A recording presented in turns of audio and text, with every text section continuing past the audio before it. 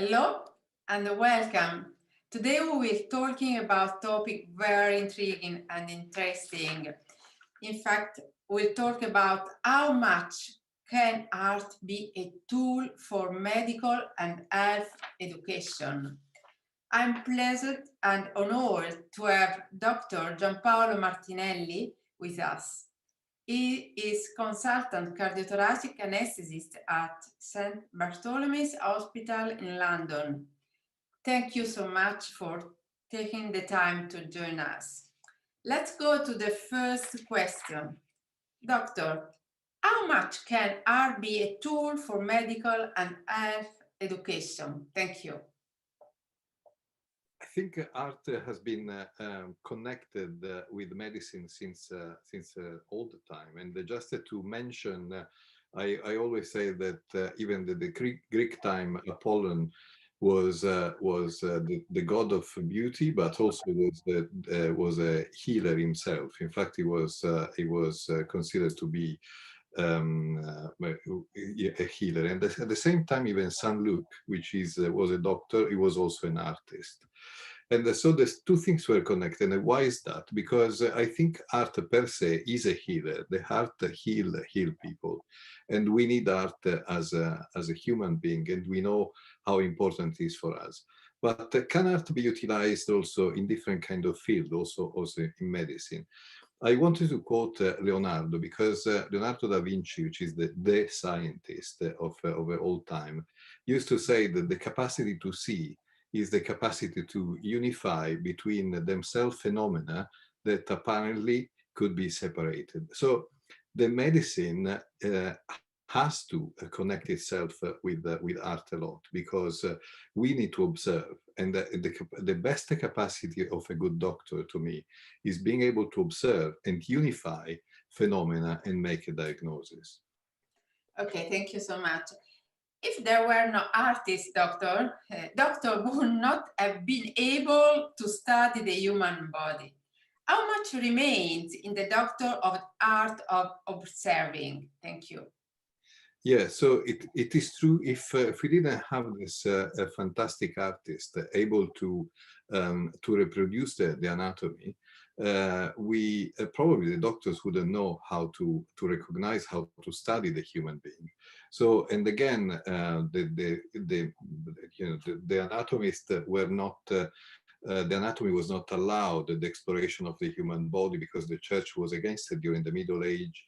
So they struggle a lot, because there were also some taboo, opening the sacrality of the human body. But again, to the artists of the Renaissance, and Leonardo da Vinci was one of them, they created an immense heritage of art, and the doctors could eventually try to understand and study more and more and more how the human body would work. And then you were asking if today we have lost this capacity. I recently came across to the fact that the people, doctors look at the patient in a 24 hours time. The junior doctors, only 12% they spend the time close to a patient, and 40% in front of the computer analyzing data. So the capacity to be close to a patient and to observe is probably reduced in comparison with the past, when the doctors has to be in front of the patient, try to analyze and try to understand the signs, the semiotic of the body, which is actually now a discipline that is probably disappearing. Thank you so much. What can you tell us about the use of the visual thinking strategies method in the medical education field? Thank you. Yeah. So from just connecting what we were saying before, the ability, if a doctor stay in front of a computer and distracted by all sorts of data set, the ability to listen, problem solve, and think creatively is probably reduced, because if you are glued to the screen, you cannot do that.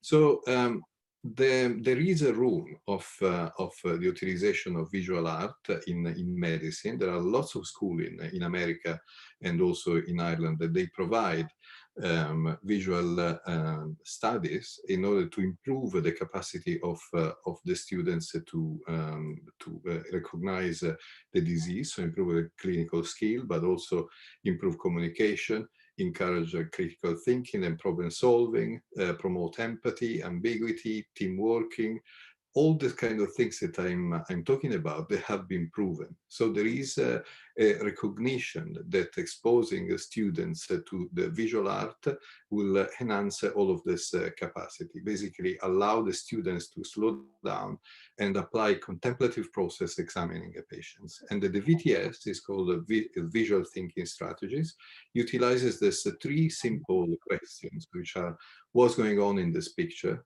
and what do you see that makes you say that?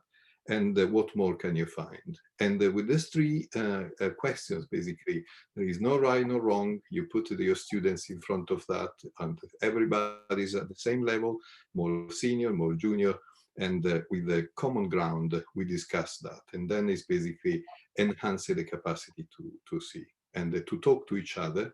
And because, you know, sometimes the doctors have got friction between specialties, they don't talk too much. And this is basically, you just reduce the barrier and you carry on talking.